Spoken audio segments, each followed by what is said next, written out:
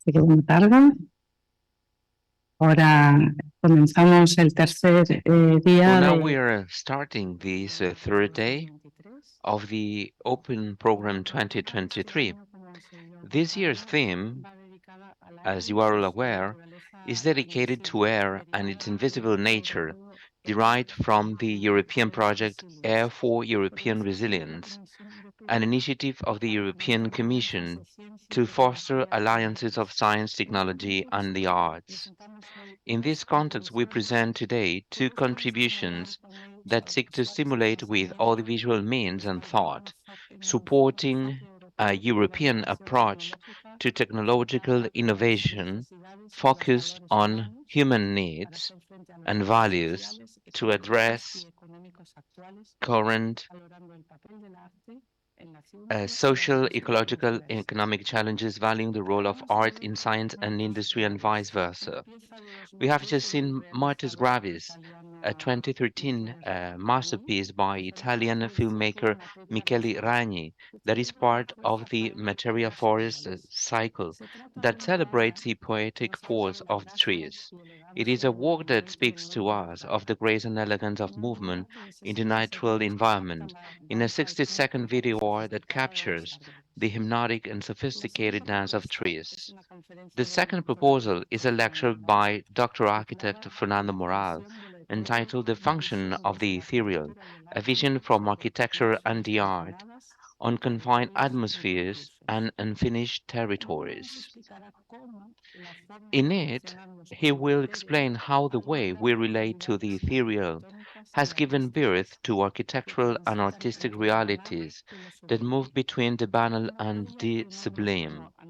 A plethora of names such as Andrea Mantegna, Antonio Corradini, Medardo Rosso, Marcel Duchamp, Gruppo Te, Piero Manzoni, HRC, Alberto Burri could be incorporated into a heterodox taxonomy from which to contemplate ideas and materials that have promised isolated paradises and Arcadias, critical social notes, unfinished landscapes, and myths marked by the ethereal. Fernando Moral is an architect by the University of Valladolid, master by the Escuela Técnica Superior of Architecture in Barcelona, and PhD by the Polytechnics University of Catalonia. He obtained the Giorgio Oteiza International Research Scholarship from the Public University of Navarra. He is the director of the School of Architecture at Nebrija University in Madrid. He is currently a member of the Consolidated Research Group Art and City at the Complutense University of Madrid, and also visiting professor at Sapienza Università di Roma in Italy. His studies have been published by different publishers such as Università degli Studi di Napoli Federico II, Architettura Viva, EGA, Abara, and Springer, amongst others. He is the author of books such as Oteiza, Architecture, Unemployed Architecture, and Alfredo Pirri, Private Space, Public Art.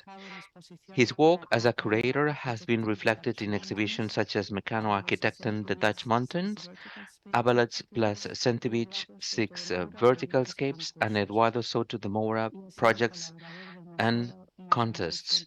He has collaborated with the National Museum of Art Reina Sofia in Madrid. I'll give the floor to Fernando Moral. Thank you very much. Thank you.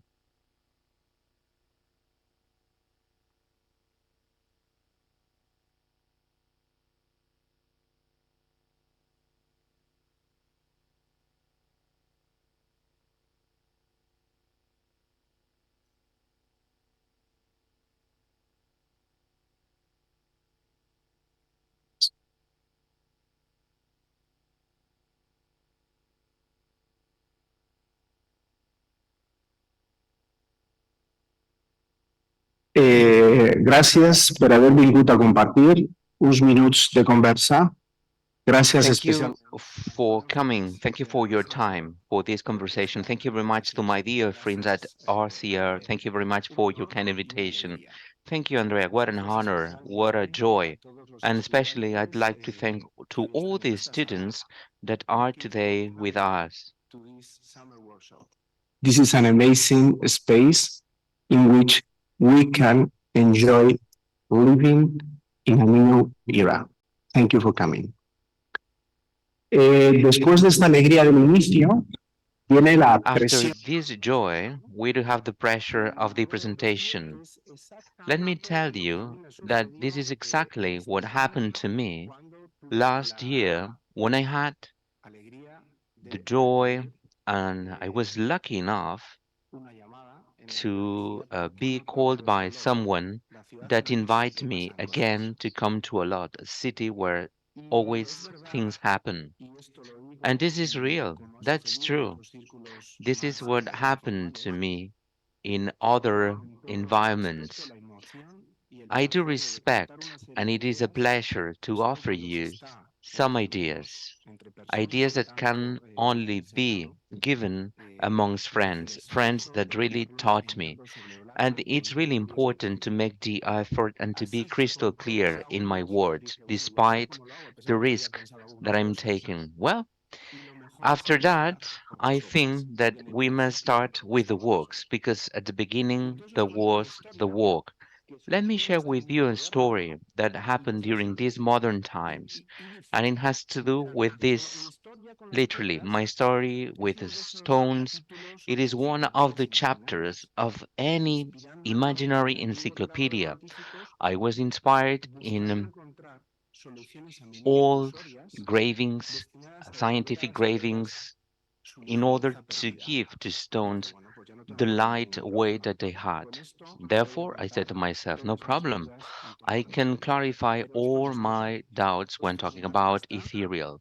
But this not belong to me. This is by Noram Bilar, which is an artist that, well, lives in La Rochelle, the rock. And from that rock, we're going to contemplate a way forward, a road packed with doubts, a road that will allow us to discover many things. This is what the dictionary of the Real Academia in Spain tell us. I think that this is amazing when we want to describe the air and the definition.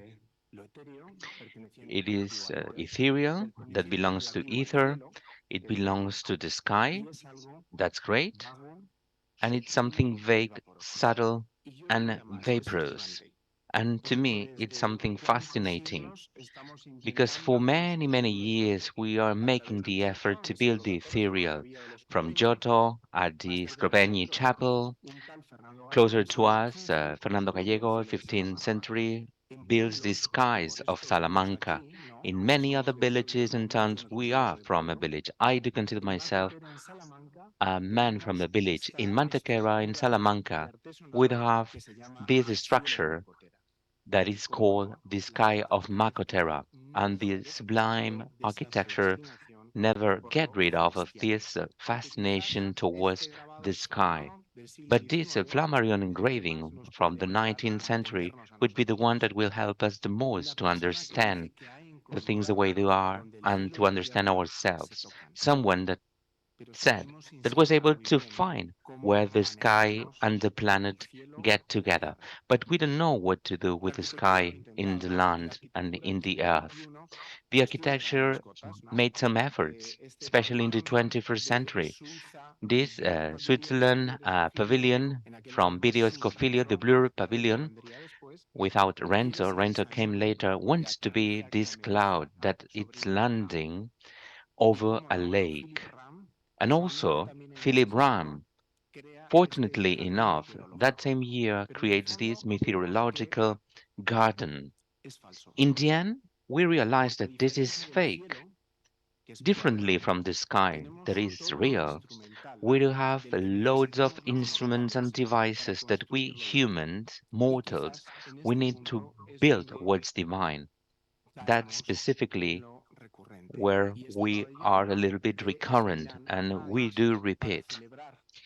This is the pavilion from Milan Ravage that celebrates the action of Alexander McQueen talking about the architectural world where we always found the ethereal, and I dare to say, where we always identified the non real ethereal.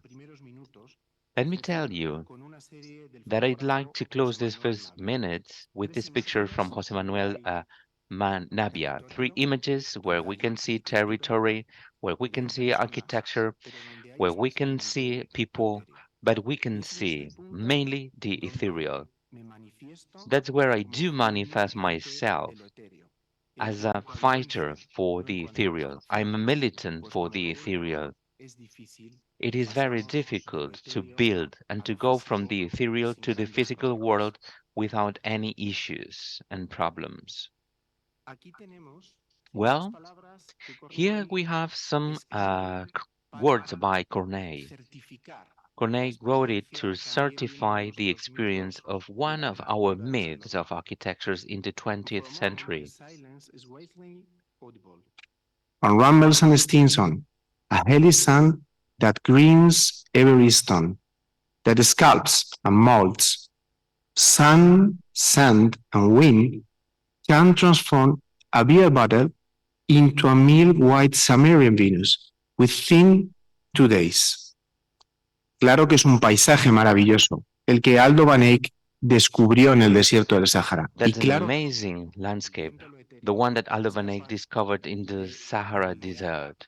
We can mold from then on anything into a new reality that goes beyond, that transcends the understanding and the comprehension how weak we are and how strong are the others. But we don't have to escape. We don't have to go to the far away Atlas and African countries. Very close here in Cuenca, in the province of Cuenca, we do have the same reality in a different scale. And this is due to the contrast that we mentioned before from La Rochelle. Maybe rocks are also ethereal. But how can we prove that? Well, everything that we witnessed before shows that for architecture it's very difficult to build the ethereal, and it's biased by all the technological and material resources that distort, in conclusion, everything, because the most lighter element can change the qualities of the elements. But art has also some problems. What can we say about this chamber in Mantegna, in Mantova? The scenery is amazing, the sky is flat, despite the putties, despite the wildlife and the flora, despite this architecture, this image is making us to look towards the sky and to protect ourselves from this architecture. What can we say from Mantegna and his lamentation of a Christ? Well, we all studied a little bit of these images. It's one of the victories of the perspective. But the key is also to understand that this picture covers this Jesus Christ encapsulated by the air, an air that also can be marble. And San Severo, a chapel made by Antonio Corradini, certifies everything. We do have this air confined, but it's also mediatized by this great sculpture, by this magnificent gesture and the symmetry and the contact on women's skin as well, no doubt.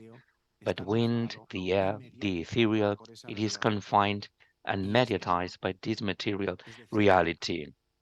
This is Resbala. made by wax, very slippery in the end.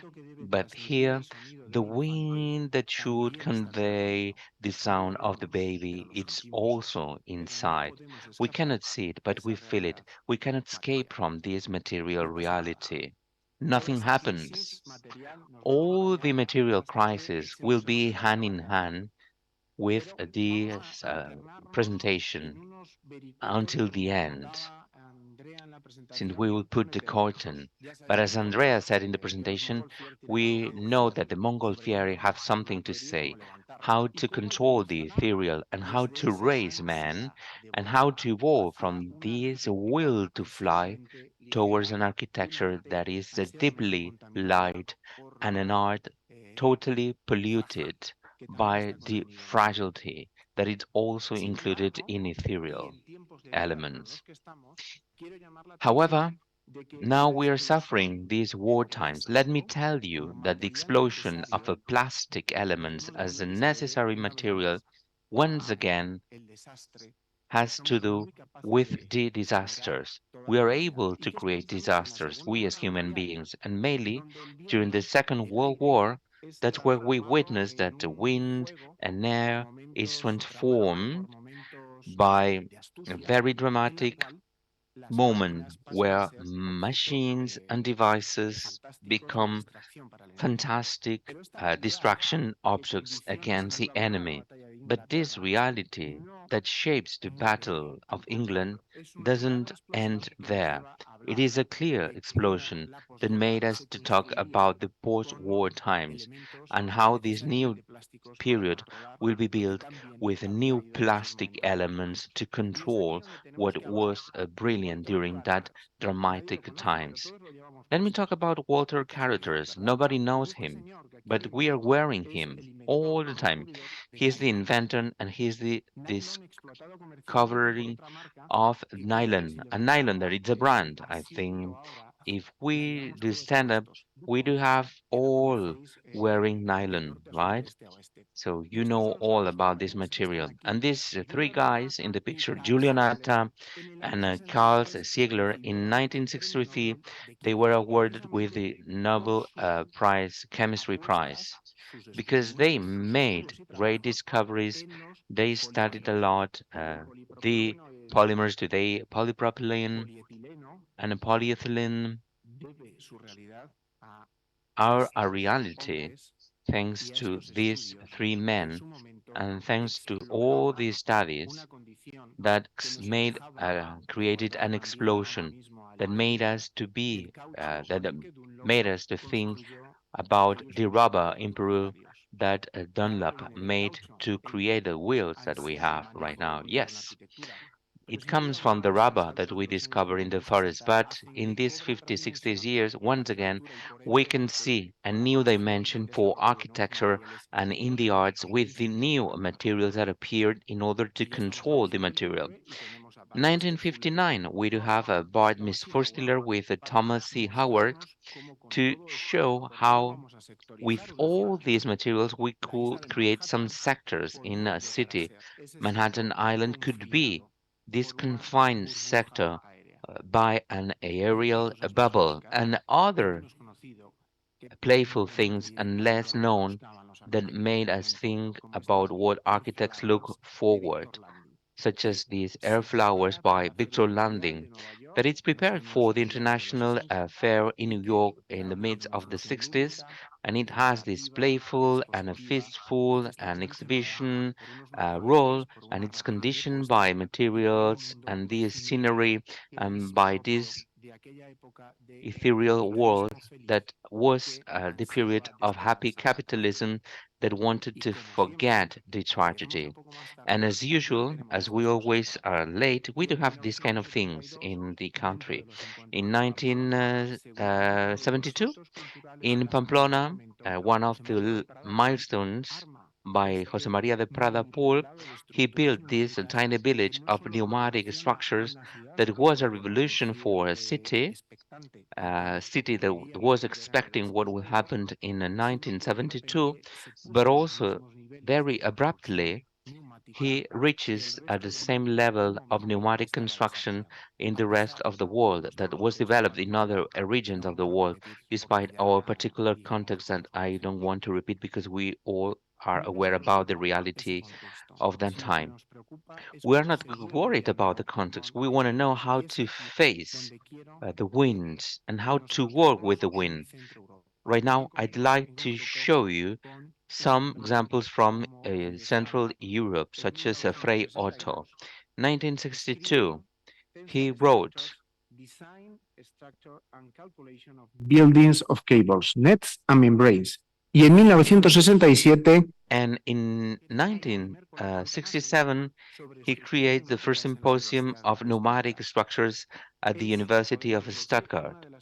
So this is one of the first preoccupations to systematize, to learn, and to deploy an architecture that belongs to a very specific moment in Western times, and to know through very specific uh, strategies, but in a systematic way, how we could reach to such a technology level that was available for any kind of creator.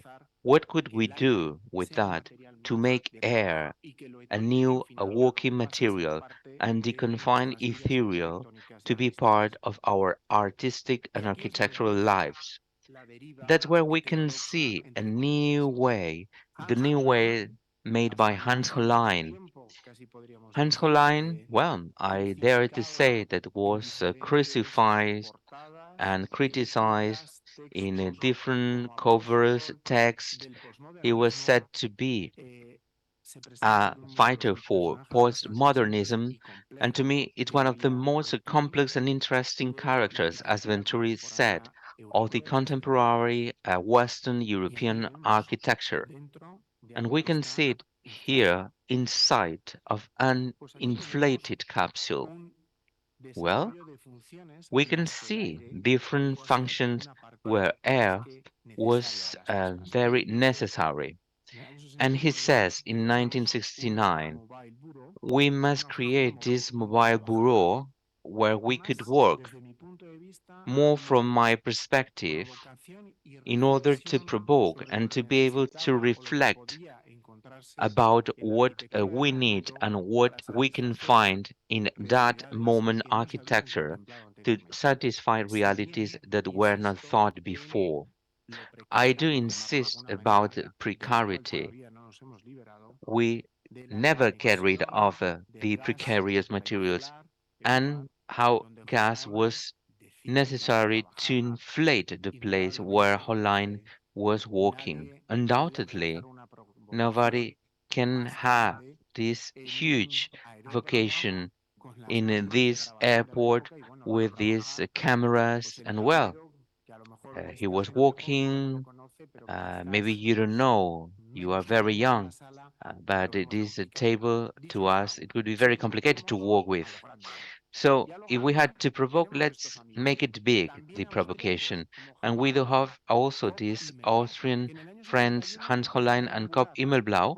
In 1971, they are involved inside a bubble. So three men kicking this a ball in a very weird invention that it's a clear provocation against the medieval town, the traditional city, because they were very young and they were bold, they were brave, they were crazy. We could give them any kind of adjective. Also, they were the builders of the European Central Bank in Frankfurt, a kind of a complex building. We must bear in mind that they were the architects of this building, but they were creating something new. It is a generation of Austrian architects that were able to understand what's supposed to be an empire in 1914 and to become a very small republic, a neutral republic after 1945, a very small republic occupied by the Allies forces and by Russia, that created a new social context where the young people by that time were able to study and to get trained in faraway countries, mainly to the US. And they were able to discover not only a new culture, they discovered the counterculture.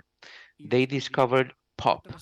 They witnessed other technologies used to build superstructures where the US architects were able to keep inside uh, planes and many other devices. They together, as Hausritter called, they wanted to build the architecture of their generation, an architecture that was not binded. It was radically separated not only from history, but also from the most immediate history. from rationalism. Rationalism, but by that time was the official style of reconstruction of Europe. We do remember Le Corbusier and the Siedlungen and the habitation units and all the plans that were built by the municipality of Vienna to rebuild the continent, always protecting and respecting some of the rules of the Charter of Athens more than respecting the pulsion of the young people, and they had to build through air with the ethereal. We will see the role. We will see how we will finish. Here we have this example of a yellow heart. That's the name of this capsule, where two people could live inside. Two people that, well, will live or will happily suffer in this disconnection time from the common house. This machine can be inflated and steadily and also with different sounds inside without taking into consideration other psychedelic perspectives. We can see some psychedelic elements. There is a clear vocation of deconnection from the atmosphere, from the vital, from this human context that they understand, something that did not belong to them. And they wanted to have new experiences. And these machines that were built by the technology of that generation, it was the cornerstone of this revolution that never happened. And let's go back to New York and House Rooker Core. They wanted to colonize the Big Apple with loads of inflated spheres. They wanted to colonize the Big Apple with the hope to offer this area devoted to leisure and fun, an area where all would be valves that will inflate these places where you will disconnect and chill. And let me offer you a message of hope. Human beings always win to silicon. Many people by that time they said that society would be a society of leisure because the automatization of the industry would release and to free any kind of manpower. And this is one of the reasons that made that these projects would be real in the end. Well, don't get anxious. Neither ChatGPT, neither AI will make us to be in a complete comfort zone, zero work, and total and infinite leisure time. We will survive as we did it. New York, by the time, well, made this happen. House Rooker proposed this urban radical transformation, not as a Barnister Follery Howard made in a segregation. They wanted to encapsulate this new reality in a natural manner.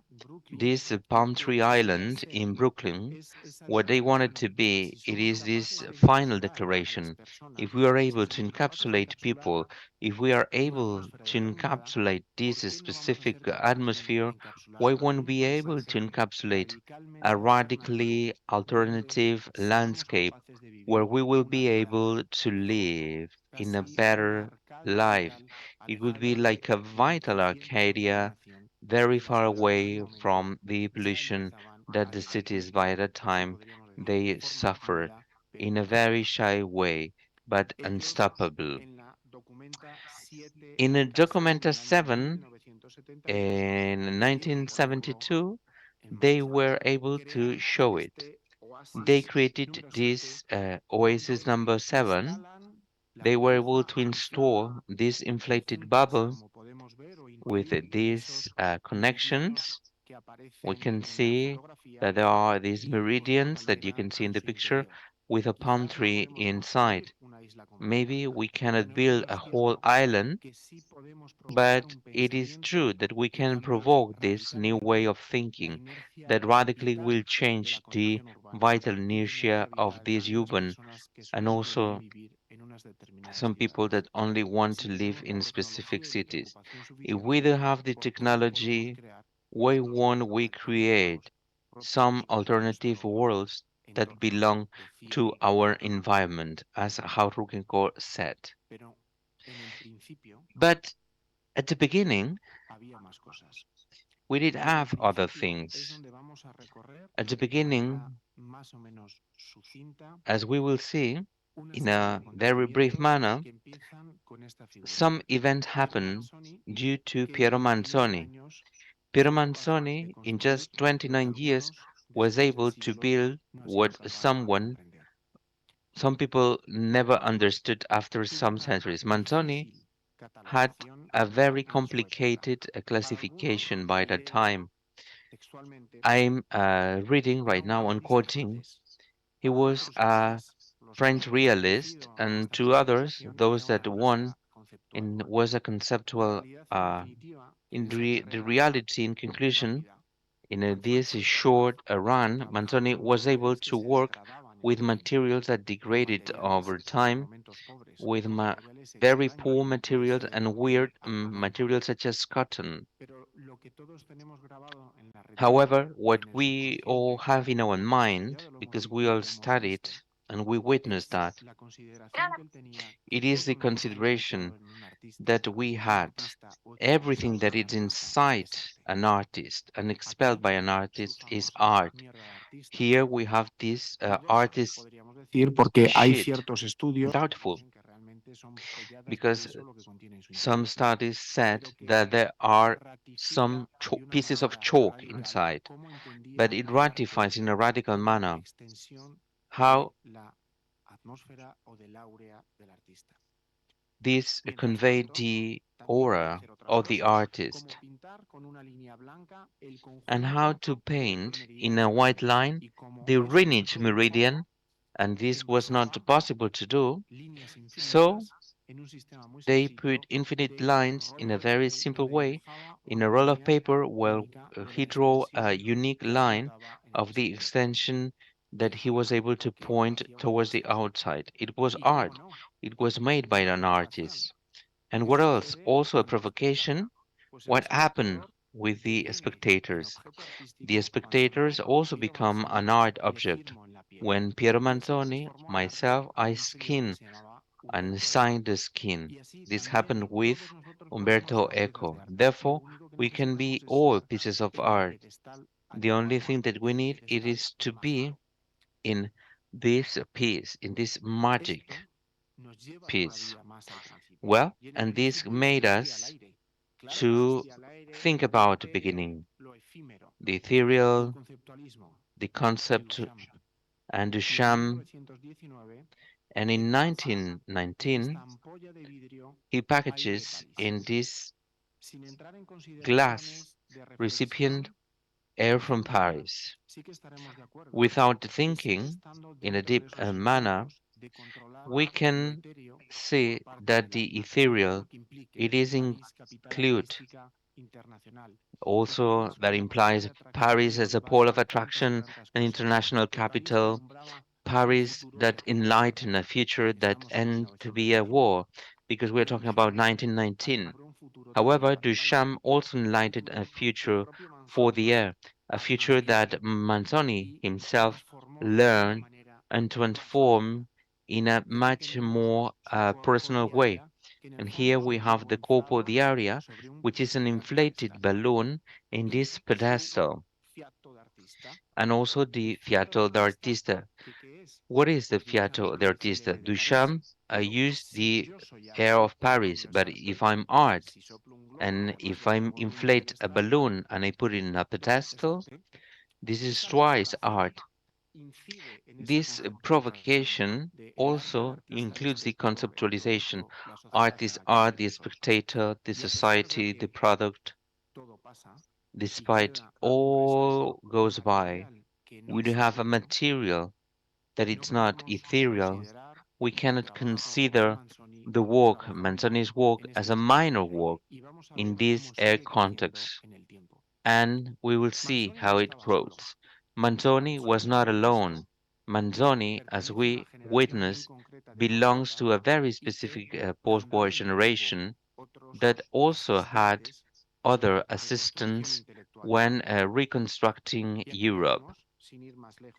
And here we have the T group. The T group, uh, group from Milano that presents that the Grande Oggetto Pneumatico Minorama from 1960,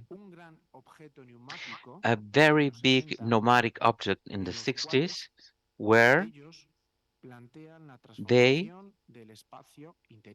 create the transformation of the inner and the outer space through some inflated legs that have more or less pressure, but they are able to transform in a radical manner, I do insist, in a radical manner, all that appear. This is a context where Manzoni developed himself. Despite himself in 1958 was able to create these pneumatic sculptures, including 45 membranes that work as valves. But there are other people implied in this operation. We do have more conspirators of the ethereal. And here we do have Otto Piene. Once again, we're going to Northern Europe. Otto Piene has quite a very interesting story. Artist trained in Munich, also trained in philosophy in the University of Cologne. Otto Piene was a soldier during the air races by the end of the Second World War in the Germans' case against the Allies, and Otto Piene, well, for many nights he observed and gazed the European skies, and he said, "We cannot live without light. We cannot walk without light. We cannot eat and drink without light. Without light, we'll die." Light is another phenomena, one of the most beautiful phenomena that we have in cosmos, in life and in the world. And I add, light, it is conveyed thanks to the ethereal. Otopiene work with fire, as you can see, burning and getting rid of the importance of the artist's work facing the material events. And Otopiene work as well with light, with this light ballot where different devices, light devices, build an alternative atmosphere to all those that were able to incorporate and to get inside a radically different experience of those that they lived in the streets. In the 70s, Piene became the managing director of the Advanced Visual Center of the MIT, such as with Kepes and Juan Navarro Valdebel. It was a center where science and arts concurred in a very alternative way. And Otto Piene, casually, he did also this kind of masterpieces. The Licht ballads, the ballads of lights, also the Rachbilder, fire and smokes, we saw them at the beginning. Later, he was able to produce these performances, these installations, the so-called staitis in Linz, in the Skykeys, also made by Charlotte Burman, that played the cello elevated thanks to all these pneumatic arms, very similar to those from the Group T, but they are not from Group T. There was an ethereal revolution that was invading totally the European continent. There was a revolution aiming at other issues such as collaboration, multidisciplinary art, where society participated in the construction of this art product, so to speak, was more decided to get involved when compared with the Feners that contemplated Paris to the embryonary art of our modern times. However, this goes beyond that. Now you could think, well, maybe, I don't know what these people think about it. If you talk about this Milanese young guy, we don't have time. I'll let you know after that. Otto Piene, Einsmark, and Wunderbeck, they were the founders of Group Zero. It was an art group that it's not very well known despite what they wanted to do. They wanted to insufflate and to offer some hope for the European society, the post-war society.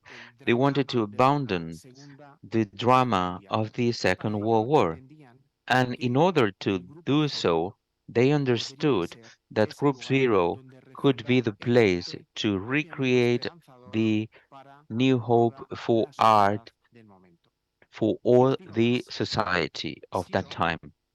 And let me tell you that zero and silence, zero is the beginning, zero is round. The moon, the sun is zero. Zero is white, the desert, zero. The sky above, zero. The night. Un poema de Mac. This was a poem by Piene, Mark, and Ecker. This is what they wanted to do, always in a pan-European concept. Well, Zero Group was not only a German group. It went beyond Germany, and we could find them in Belgium, France, Switzerland, the Netherlands, and we could find members such as Yves Klein, Lucio Fontana, and Piero Manzoni. Things do not happen by chance. And they also were in other movements and in other exhibitions, in other trends and schools. A new hope for new art, where materials were more important than the hand that did the masterpieces, enlightening a new Europe. And with this transnational vision, they were able to create a new place for hope in the future that we had after that dreadful time. What a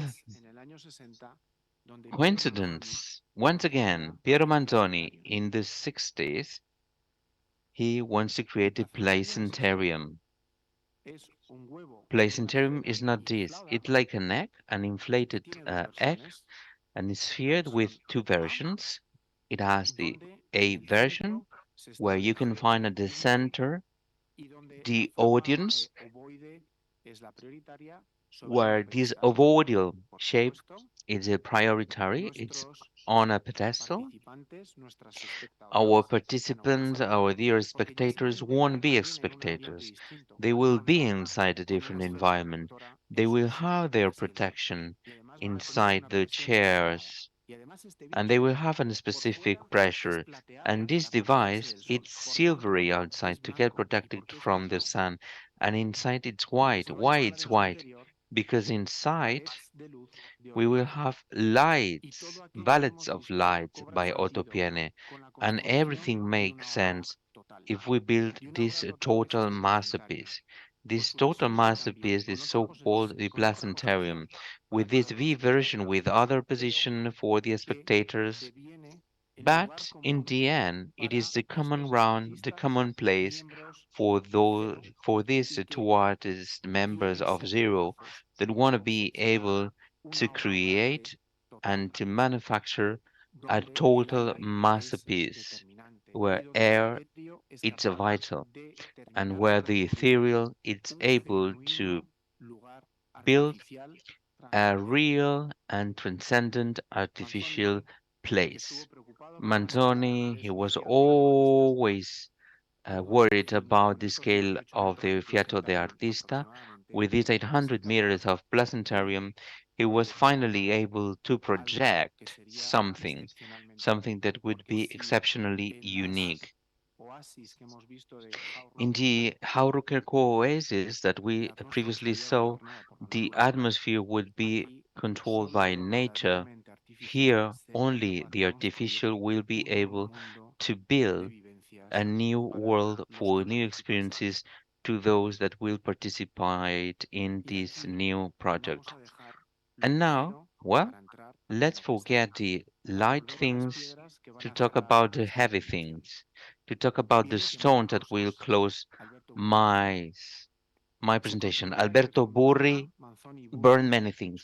Fontana, Manzoni, and Burri are these contemporary artists at the beginning of the 20th century that are vital for Italy. Alberto Burri was a doctor. He was also a prisoner during the Second World War in Texas, and he always wanted to create an art that will be able to lose the protagonism and the production would be in the end the masterpiece, the material, a material that, well, it was a very dark society, worried about what happened between the 1939 and 45 period. As well as Piene and Alberto Burri offer some similar images of the paintings made with a fire.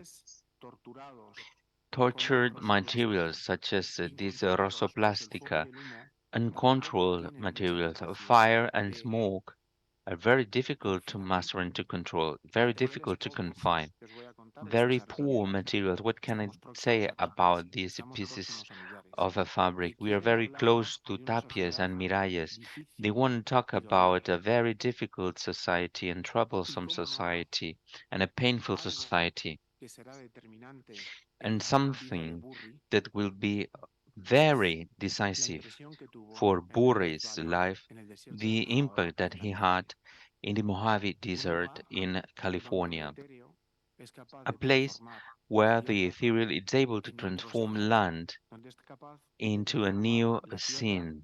It's able to transform the land into a platform that undoubtedly it's totally different from everything that we lived in the past.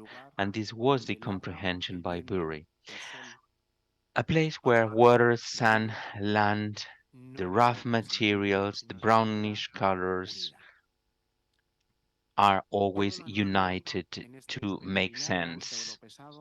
In this pilgrimage towards the heavy things, make us to go to the beginning, to the Velice Valley in Sicily, in the western part of Sicily, where the most important things that we can find in all the guides, it is the volume of remains of Greeks in the Selinunte Archaeology Park.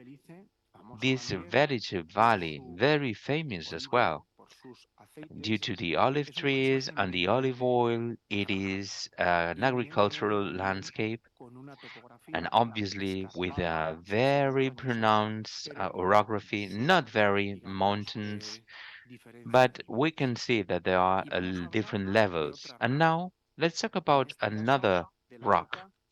Let's talk about the Sicilian rocks, Gibellina. Well, Gibellina was founded,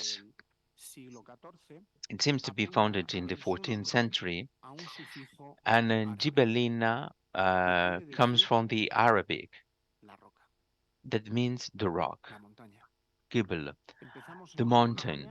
So we began in La Rochelle and we are going to finish my presentation in this mountain, Gibellina, that has a castle, that had a life, a regular life, as any other Mediterranean village.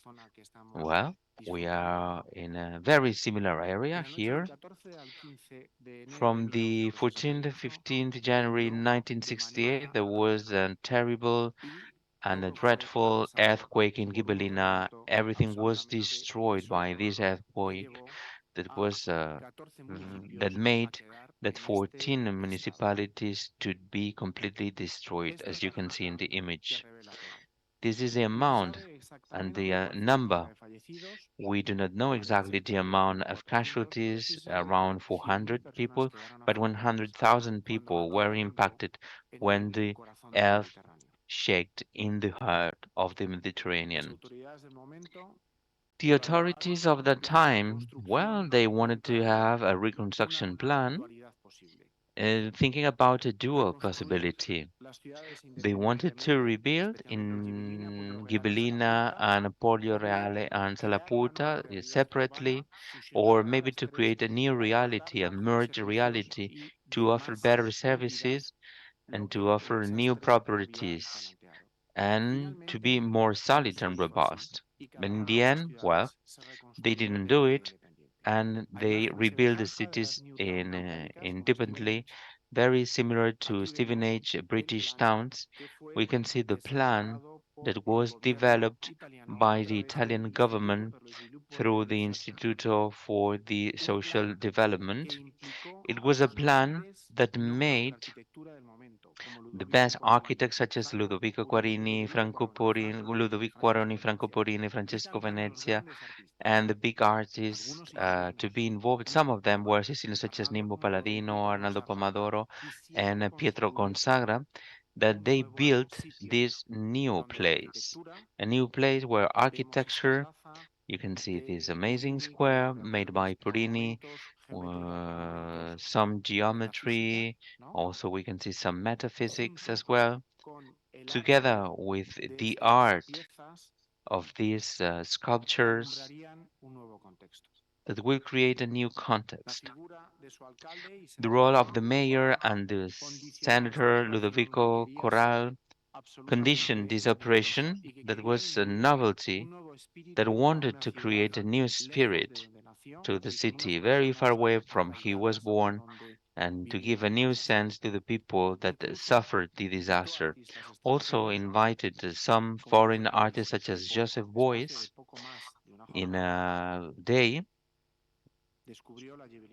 he discovered the old Ghibellina and proposed to plant some oaks for this new Ghibellina.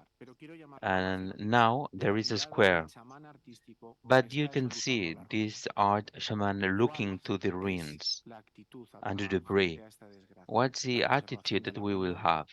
To keep this debris as the final value of what had been in the past, or to get rid of the memory. This is an unfinished debate. There are some ruins in Ghibellina, but in Pollo Reale they kept the structure. Rocks are always heavy. Corrao finally, in 1991, 13 years later, made a bury to say yes. Yes, I'm coming to Ghibellina. Yes, I'm going to participate to the plan, a plan that will be able to transform the city into a new place. And let me quote and to read this next excerpt. The contemporary poet and deep close friend to Bury, he said that Montale opened the poetry phase in the 60s, where the concrete experience of life shows and reveals, like in Creti, in Eburi, through different leaks and different hidings. Creti, what are Creti? Are huge format pieces where the cellotex, which is a material that when time goes by, it cracks and defines, without the hand of the artist, a new reality of cracks and lines and a semi-confined air very similar to what he saw in the desert valley, very far away from the hand of the artist. Art has a life. And Borri decides that he wants to walk in Ghibellina, but in the destroyed Ghibellina. And he proposes to work with the ruins and the debris, straightforward from what in 1981 remained of this place of death.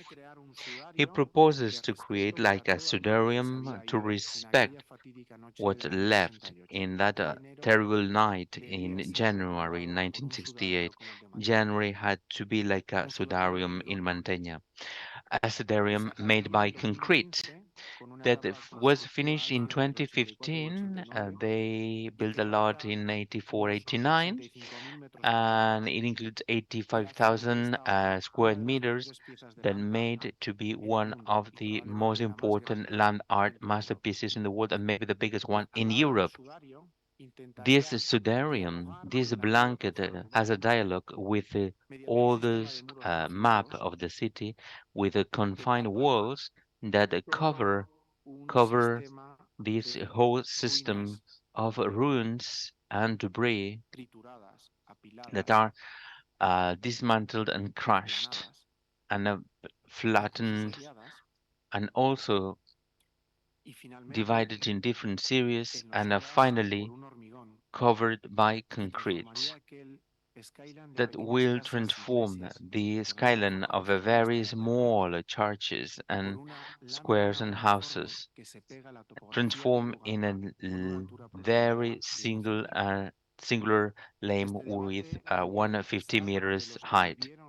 The debate between those that lived and those that do not acknowledge and recognize the streets and the houses, the importance of ruins, really became this new territory. A territory where the Buri decree has a new role to play amongst this Sudarium and the construction of a global icon. We can walk inside. In the end, we can live like a new place built in two stages.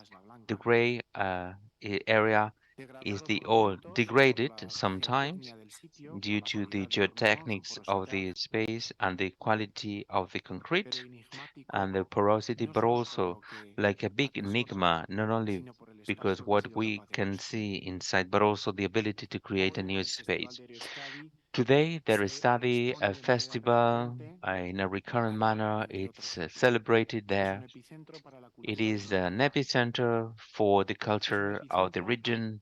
It is an epicenter that is a global icon today, a global icon for Sicily and for Italian culture.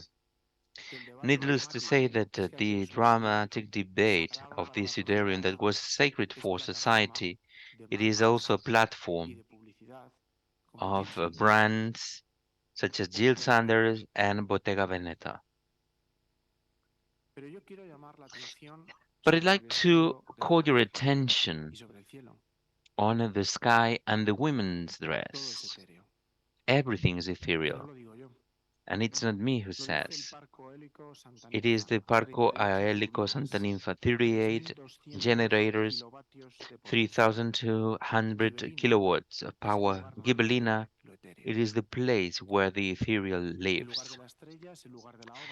The place of the stars, the place of the masterpiece, the blue dots, that's where we can find the different wheels.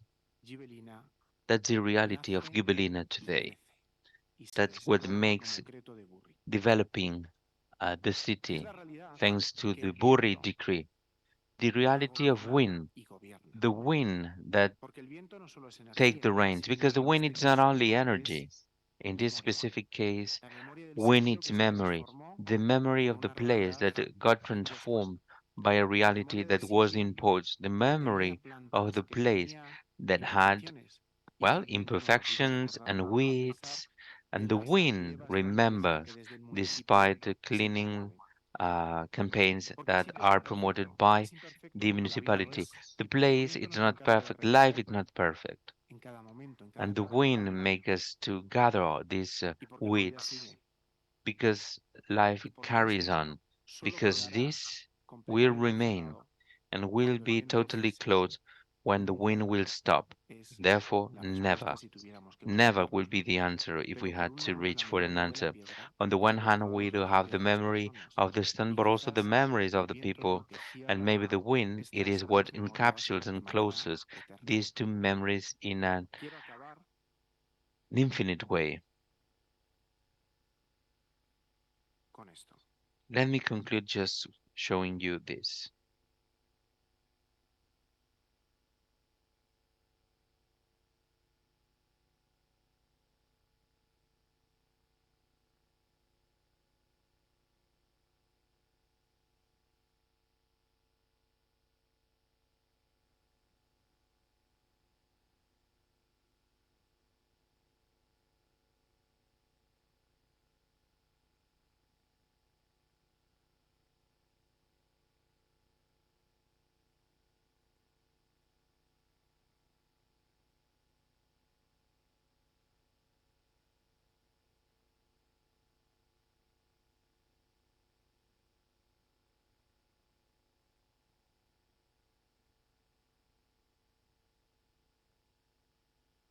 Una instalación de artista y arquitecto Geuchel Enclav, Was an installation of Josselin Clark from 2022, and maybe this is the best that we can say about Ethereal.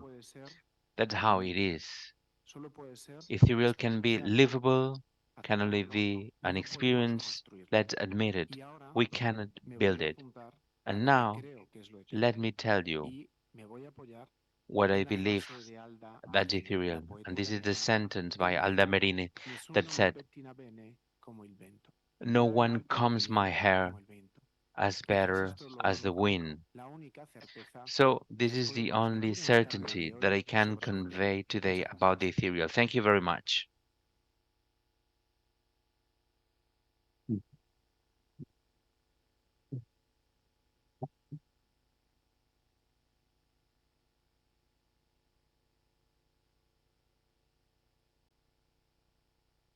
Muchas gracias, Fernando. Esta ha sido una lección Thank muy you poética. very much. What a poetic lecture. We are awed and impressed by your words. I don't know if you have questions. If you have questions, please. Maybe you don't dare. Don't be shy.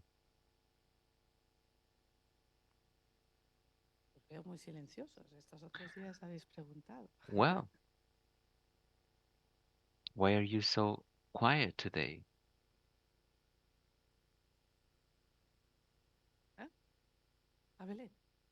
¿Dónde está Belén? Where is Belen?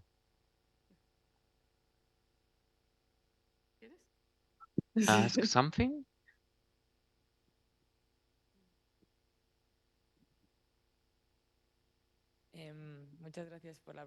Thank you very much for the presentation. I do believe, and I think that there are no questions because we are just digesting the presentation. I think that we are digesting the presentation because it was very, very interesting, very dense, and it made me think about many other projects that are very interesting to me and very important to me. And I was mainly interested in the idea of art as a crisis method, as an element to put into play a situation and to represent a situation that it is completely impossible to understand. Things can only be understood through art sometimes. And this recalled me some texts by Manfredo Tafuri that talk a lot about this crisis that it's only possible to represent through this. And maybe I'd like to ask you, because we are now making a workshop about landscape and the intervention that we have in a landscape. Some of us, we walk in urban spaces, other in natural spaces, and how we could integrate some functional architecture elements in this space despite criticizing through art, but also an architecture that will use it through public spaces and a more formal way. I don't know if you are understanding my question, but it would be very interesting to see how we could translate in our daily life. Well, it's me who I must thank you because the question is a little bit overwhelming, And thank you very much because I think that there is a very deep interest on what you are asking. I do not know what I do know. It is clear that there are some situations where only phenomenological things are not possible, and this has to do with social things. So I do not believe in those architectures that are totally closed. In the way, in the time, in the shape, and I do not believe because life is never closed. I do think that the good thing and the bad things that art have, it is this condition, this uncertainty, and the wind that we witnessed walk by Fritzl and Clark, which is just a plastic bag. This is how architecture must be. Architecture must be available and to leave society to get in and to make time to get in the architecture, not to be worried about perfection, but how to be adapted to the moment. And let me tell you something else. Architecture must be able to emphasize all the experiences in the surroundings. And sometimes we are getting very far away about what it's really architecture. Architecture, it is to feel how the friction of air happens and how we can conduct it, not to dominate, also the sound, the smell, the light, and all together, it's always open. That's where I can see that the big architecture will have a better destination because it will be lived by a society that doesn't have any need to have a manual to build a building. We know how to do it. We want to live it, which is something very different. And everything that will be able to leave this architecture open will make something to happen, to be closer to Aldamerini and far away to these banal objects. Thank you very much. Thank you. Well, Belen made me to ask you a question. First of all, thank you very much. Thank you very much for the presentation. Thank you very much for the conference. Because suddenly came to my mind many ideas. One of the ideas, let me tell you, that I'd like to underline the idea of phenomenology, the text that you quoted before, and also the architectural facts. I do share your your thoughts. It's not possible. You cannot build something from theory. Theory happens and that's all, and it belongs to the experiences in the end. So my question, it's more a personal question. You talked about Buckminster Fuller and in the Hausbrucker movement. Then in the end, they share something. And you told us about the difference and this segregation and how they encapsulated the nature with different effects. So I, I, I, I I was surprised about your words. And then, have you ever thought about including in your talk, in your lecture, I didn't listen. What did you say? Yes, the project of the PhD of Ran Kurhas. Ran Kurhas. By the end, he creates something that is very similar between these three. I don't know how to name it. These three interventions. Did you think about it to include it in your lecture? Yes. Yes, in the end, the project you are talking about, in a very specific moment in time, came to my mind due to the lockdown. And I think that your question comes from this perspective. Thank you very much for your question as well. But you know, in Kulha's project, the air and the ethereal component doesn't have a specific weight of the same size and importance of other. It's like an heterodox taxonomy. And there is another socio-political reality in Gurja's case, which is much deeper than the one that we can see in the confinements or the lockdowns that I presented here. At the end of the day, they are all talking about a utopia or maybe a dystopia. I don't know if we will be able to live in such isolated places. Let me share with you a very personal anecdote. And do not ask me why I reached to this conclusion. A week ago, more or less, my youngest son, I don't know what he was watching, and he asked me, Daddy, you know that there are egg packagings in the walls? Because you cannot live there.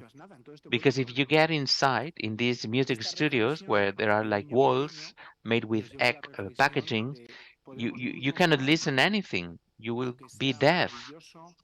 So this kind of reflection made me think, well, we can live in a lockdown, we can live confined in a bubble, we are all prisoners of our own circumstances as well. We belong to cities, towns, and villages and streets.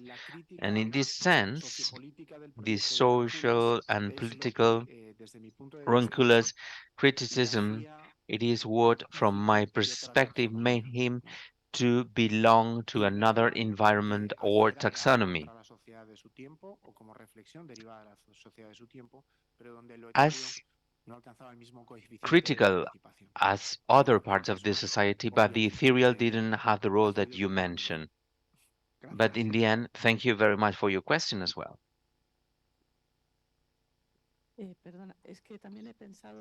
You know, something came to my mind. It came to my mind this super studio project. You know, all the plains in the desert where you can see an individual at the horizon. Yes, absolutely. Yes.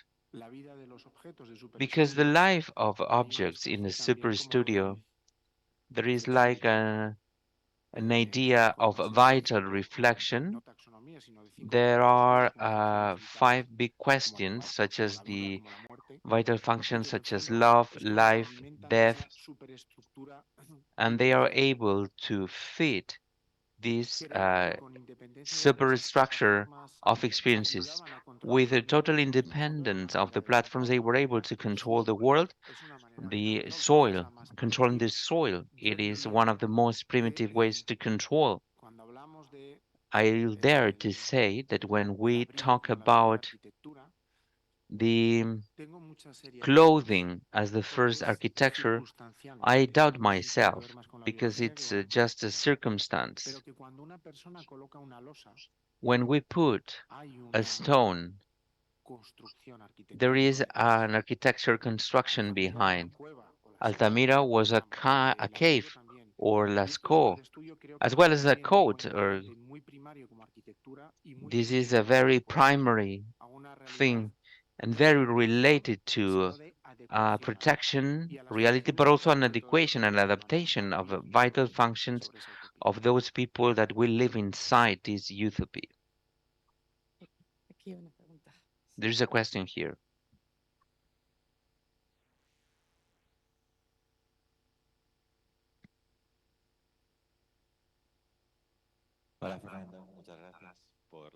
Thank you very much, Fernando, for today's presentation. I'd like to ask you something. This is the third day that we are having this communication of architecture in this patio with people that are not architects. Francis Soler talked about this fighting attitude. So how architecture is also politics, how on the second day with Michel Adria, we talk about the communication and the didactics and how we can be able to communicate with other people through publications. And I wonder myself, how do we have to communicate with others? We architects, we have a language that it's very opaque and very hidden to other people. And today, thanks to your lecture, I'd like to share this comment because key is what you said. Communication with the others has to be made through the ethereal, the poetry, and vulnerability, because that's where precisely we architects are able to communicate straightforwardly without any kind of quote with the other people. And this lecture showed in a crystal manner, in a clear manner. Maybe we architecture schools we should teach more poetry and less structures, and how to find this fragility, and how we architects and students learn architecture in order to impact people in a different way. I think that this is very important. What do you think about it? Well, I think I'm going to change my perspective because you think a lot and I'm getting lost in my own words. Let me clarify something. Poetry comes from the Greek word poiesis. Poiesis means a way to make things happen. And the key doesn't mean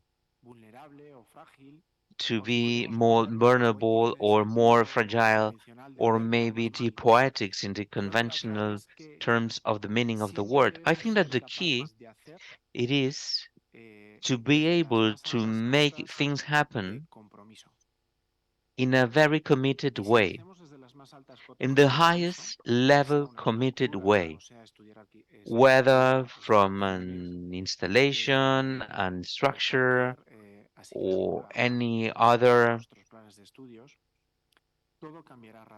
So things will completely change because the commitment is not only from the training perspective. I think that you have a commitment, an ethical commitment. And we as artists, as professionals, we only have a customer, and this customer is our society. And we only need to have an ethical commitment. That's where we can find in ethics the aesthetics, the fragility, the circumstances, anything that you want. If we have this commitment, if we do it everything from the commitment, I don't. I think that books architecture will be radically more coherent with the society in which we all belong. And for sure, we don't have to be scared to life because we are here. And I think that this is a great opportunity to celebrate. And life has all these things and many others. Once all proposals will include life in a natural way, I think that everything will be better. And being natural is also an ethics, the ethics of being and to step up. That's all. Well, thank you very much.